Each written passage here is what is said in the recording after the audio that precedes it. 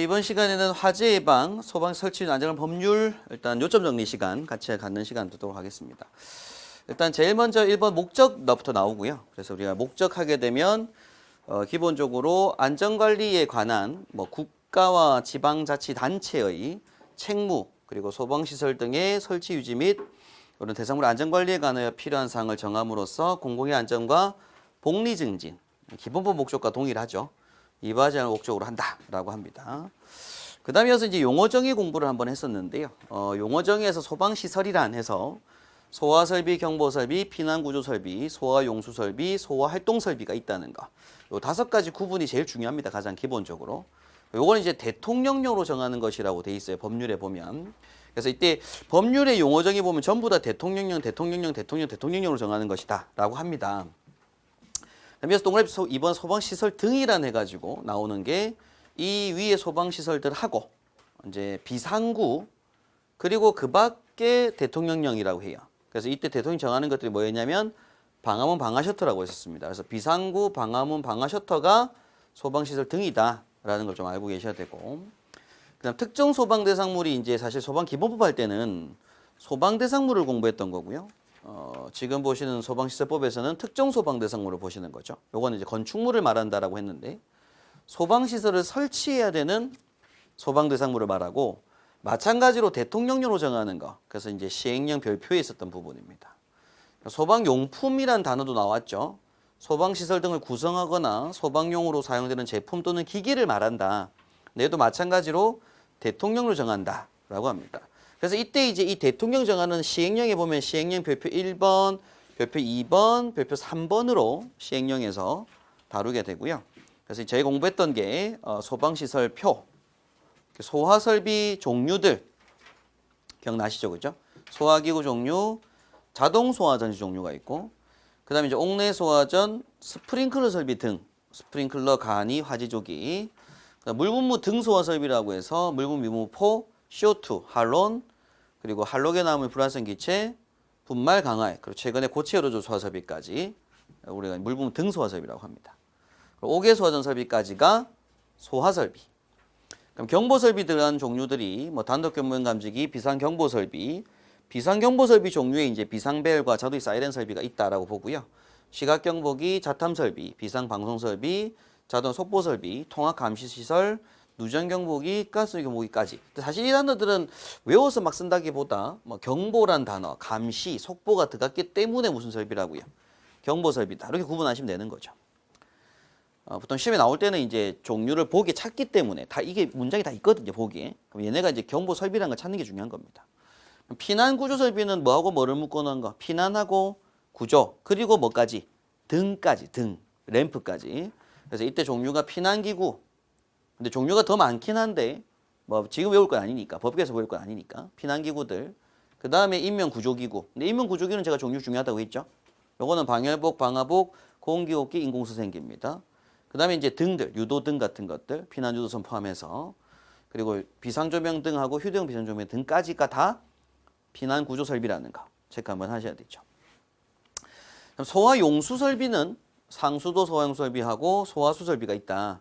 그래서 우리 소방기본부에서 보게 되면 소화전, 급수탑, 저수조가 있는데 급수탑을 뺀 나머지 것들이다 라고 보시면 됩니다.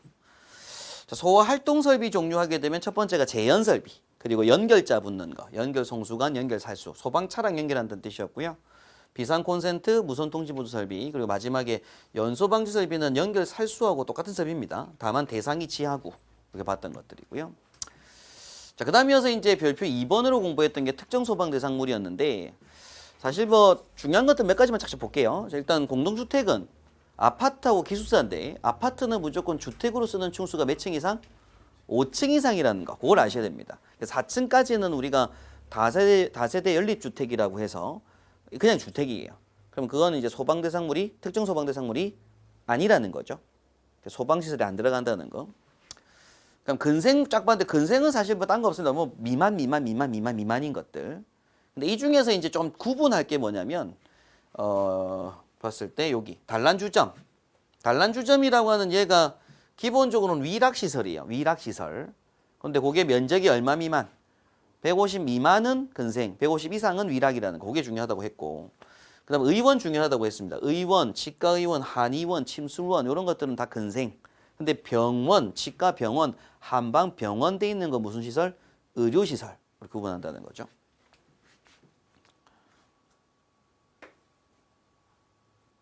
그다음에 이 중에서 이제 학원 같은 경우에 주의할 게 있는데 기본적으로 이제 학원이라고 부르는 것들은 500점 미만 학원은 다 일반 근생입니다. 500 이상 되게 되면 교육연구시설로 넘어갈 거예요. 학원이 교육연구시설인데 학원 중에서 또 무슨 학원이 있냐면은 그 무도학원이죠. 무도학원. 춤하는 거. 무도학원. 무도학원은 위락. 그다음에 또 학원 중에 뭐가 있냐면 이제 자동차 정비학원, 그다음에 자동차 운전학원이 있습니다. 그거는 항공기 및 자동차 관련 시설. 이렇게 구분하는 것들이 좀 있고요. 예. 그러니까 문화집회라고 하는 것들이 있고요. 넘어가고. 예. 종교, 판매 뭐 이런 것들이 있죠. 운수라는 단어를 좀 아셔야 돼요. 운수는 무조건 뭐 하는 거? 사람이 타고 이동하는 거. 그게 운수. 그러니까 의료시설에 보면은 좀 종류 중에 좀 특이하게 격리병원이라는 게 있어서 이게 전염병원하고 마약진료소는 격리병원에 속한다는 거 좀 차이점이 있습니다.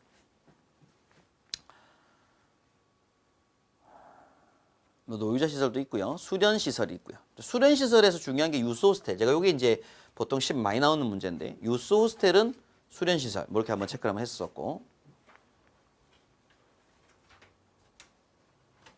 그럼 운동 시설이라고 하는 것 일단은 관람석 자체가 없는 거.